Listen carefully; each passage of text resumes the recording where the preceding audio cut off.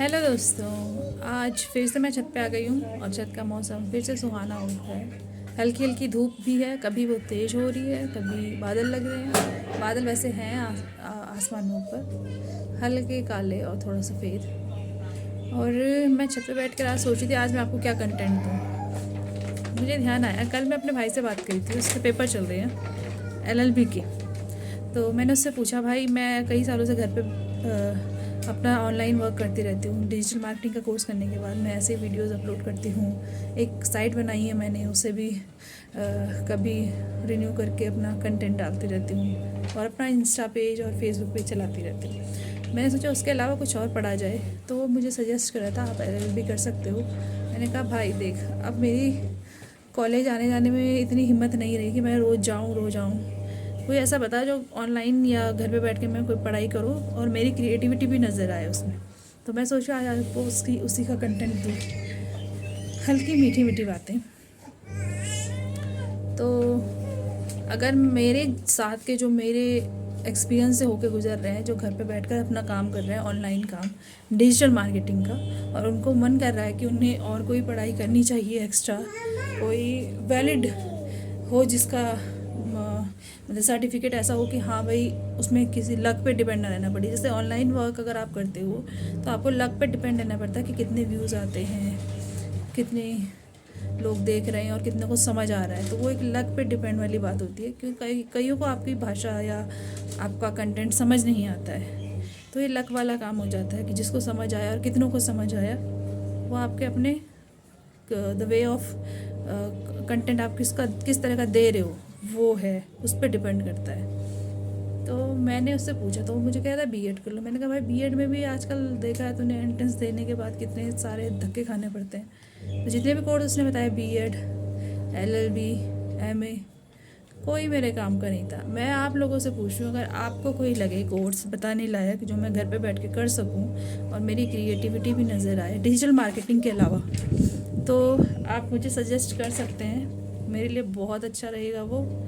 और मैं आपको इस तरह का कंटेंट, फिर अगर मैंने कोई कोर्स अप्लाई कर दिया और मुझे उससे आपके कहने के बाद कुछ फ़ायदा हुआ, तो मैं ज़रूर आपको थैंक्स दूंगी। और अगर आप चाहते हो आपको उसके लिए पे करना पड़े, तो जब मेरी अर्निंग शुरू होने लगेगी तो मैं आपको ऑनलाइन पे भी कर दूंगी। ये मेरी स्ट्रेटजी है। तो आप बताते रहिए, मुझे सजेस्ट करते रहिए आगे मैं ऐसा क्या पढूं जिसमें मुझे फ़ायदा हो। और कंटेंट देने की बात रही तो मैं आपको देती रहूँगी अपनी छत पे बैठकर रोज़। और डिजिटल मार्केटिंग का कोर्स करने के बाद देखो मुझे क्या फ़ायदा हुआ, मेरे चश्मे लग गए। क्योंकि जब से मैंने कोर्स किया है तब से मेरा ऑनलाइन वर्क फ़ोन पे ज़्यादा बीतता है। ऑनलाइन टाइम या फ़ोन पे ज़्यादा मेरा काम हाथ चलते रहते हैं। तो मेरी आंखें थोड़ा कमज़ोर हो गई हैं, चश्मा चढ़ गया है। बट अभी फ़ायदा इससे कुछ खास नहीं हुआ अर्निंग का। बाकी वैसे मैं कंटेंट तो देती रहती हूँ अपना, क्योंकि मेरा जो काम है वो है अपने अनुभव शेयर करना। और उसमें मैं किसी तरह का भी आम अनुभव हो या कुछ हाई लेवल का अनुभव हो, वो भी दोनों शेयर करती रहती हूँ। तो इसमें आप कंटेंट देखकर मेरा ये मत सोचिएगा कि मैं रफ़ कंटेंट देती हूँ। रफ़ नहीं, रफ़ है सही लेकिन वो रियल है, रफ़ के साथ रियल भी है। तो आपको अगर अच्छा लगे तो कृपया कमेंट, लाइक एंड शेयर ज़रूर करिए। ये जीवन के अनुभव किसी या तो बुज़ुर्ग से मिलते हैं या किसी ज़्यादा ही एक्सपीरियंस इंसान से मिलते हैं। आपको यहाँ पर फ्री में मिल रहे हैं मुझसे। तो मैंने अपनी पढ़ाई अगर मैं आपको बताऊँ कहाँ तक की है, तो मैंने गांव से अपनी 12th की है, यानी कि स्कूलिंग मैंने गांव से की है, उत्तराखंड में किसी एक गांव से। काफ़ी वो गांव अपना एक ऐतिहासिक धरोहर तो रखता ही है, लेकिन पढ़ाई के लिए भी वहाँ के बच्चे ठीक थे, अच्छे थे, मतलब एवरेज लेवल तक थे। कुछ उनमें से काफ़ी अच्छे लेवल के भी गए हैं। और उसके बाद फिर मैं दिल्ली आ गई थी। दिल्ली आने के बाद मैंने यहाँ जब अपना अप्लाई किया आगे के लिए, डिग्री के लिए, साइंस में डिग्री के लिए, मैंने साइंस से ही 12th भी की है। तो मेरा बायो स्ट्रीम था। तो मैंने यहाँ दिल्ली में आके दिल्ली यूनिवर्सिटी में फॉर्म भरा, तो मुझे एडमिशन मिला सबसे पहले जाकिर हुसैन कॉलेज में। तो मुझे मिला था एडमिशन यहाँ दिल्ली यूनिवर्सिटी में। फिर मैंने जब जाकिर हुसैन कॉलेज में पढ़ाई के लिए गई तो 1 महीने तो गई, तो फिर मैं उत्तराखंड से नई आई थी, तो मुझे यहाँ का आने जाने का एक्सपीरियंस नहीं था। और वो जाकिर हुसैन कॉलेज, वहाँ उस टाइम बहुत भीड़ होती थी। अब तो गलियाँ सड़कें काफ़ी रिनोवेट होकर बन चुकी हैं, ट्रैफिक अलग हो गया है, मतलब जितना भी एरिया गंदा था वो साफ़ हो गया है। तो उस टाइम इतनी भीड़ होती थी वहाँ पे कि आने जाने में बहुत डर लगता था। और खासकर हम गांव वाले, हमें आने जाने का इतना एक्सपीरियंस नहीं था, कहाँ से रिक्शा लेना, कहाँ से पकड़ना। ये रिक्शे वाले भी उस टाइम बहुत तंग करते थे, आपको पता ही है दिल्ली की हालत। लेकिन अब काफ़ी बदलाव आ चुका है 10, 12, 13 सालों में। तो वहाँ एडमिशन हुआ, 1 महीने गई। 1 महीने में मेरा एक्सपीरियंस कुछ खास रहा नहीं। कॉलेज के अंदर का ठीक था, बट कॉलेज के बाहर आने जाने में बहुत दिक्कत होती थी। तब मैंने पापा से बोला कि मुझे इस कॉलेज में नहीं, कोई घर के जहाँ पे हम रहते हैं वहाँ के नज़दीक कोई कॉलेज में एडमिशन करवाना है। तब उन्होंने माइग्रेशन का फॉर्म भरवाया और मैंने माइग्रेशन का फॉर्म भरा और मुझे मिल भी गया। तो मुझे ही दिल्ली के अच्छे टॉप कॉलेज मिरांडा कॉलेज में एडमिशन मिला, और मेरी सिस्टर को भी। हम दोनों का पहले जाकिर हुसैन में ही हुआ था। तो हम दोनों को फिर माइग्रेशन करके अच्छे कॉलेज अपने घर के नज़दीक दिल्ली यूनिवर्सिटी के नॉर्थ कैंपस में, उसको दौलत राम में, मुझे मिरांडा में एडमिशन मिल गया। तो मेरा रोज़ का आना जाना वहाँ से कम पड़ गया। वहाँ मैंने अपनी पढ़ाई पूरी करी तो मेरी बैक पे बैक आती रही, क्योंकि मैं हिंदी मीडियम की स्टूडेंट थी। तो मुझे इंग्लिश मीडियम में पढ़ना बहुत लोड लगा, दिमाग ने बहुत लोड लिया। और फिर मैंने अपनी पढ़ाई, फिर भी बैक आने पर फर्स्ट ईयर में जैसे रीअपियरिंग के फॉर्म भरे तो पास होती गई, 3rd ईयर तक करती गई। बट 3rd ईयर में जाके मेरी बैक आ गई। फिर एक्सटेंडेड पीरियड मिलता है 6 साल का, पर मैंने फिर अप्लाई नहीं किया। मैंने कहा मेरी हेल्थ को नुकसान हो रहा था ज़्यादा ओवरलोड लेने पे, क्योंकि पढ़ाई का स्ट्रेस बहुत ज़्यादा लेती थी। तो फिर मैंने बीएससी मतलब 3 साल तक पढ़ाई की, बट पास नहीं किया, तो मैंने वो छोड़ दी। बट मेरे को अनुभव पूरा है, क्या मैंने पढ़ा उसका पूरा अनुभव है, क्या मैंने नॉलेज गेन किया उसका मुझे पूरा अनुभव है। सिर्फ एक डिग्री ही नहीं है मेरे पास उसकी।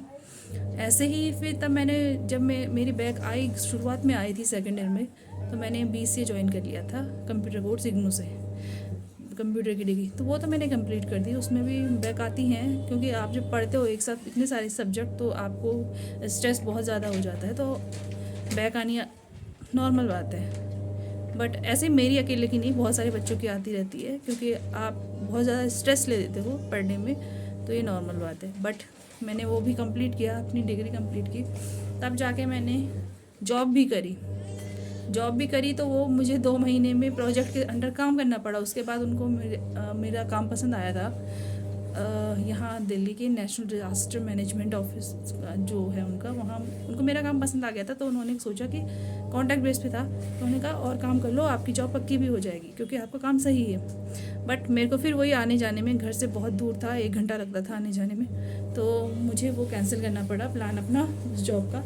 फिर मैंने घर पे आके डिजिटल मार्केटिंग का कोर्स किया, और डिजिटल मार्केटिंग का कोर्स करने के बाद फिर मैं अपना एक्सपीरियंस बांटने लग गई। अभी तक का जितना मेरा 30 साल तक का एक्सपीरियंस था, अपनी लाइफ से, अपने स्कूलिंग से, अपने कॉलेज से, वो मैं अपने साइट में बांटती गई। तो साइट मेरी चल रही है, आजकल ज़रा बंद है कुछ तकनीकी कारणों की वजह से और निजी कारणों की वजह से। तो वो मैं करती रहती हूँ, अपना डिजिटल मार्केटिंग का साइड बाय साइड अपना काम करती रहती हूँ, जितना मेरे को अलाउड है और जितना मैं कर सकती हूँ।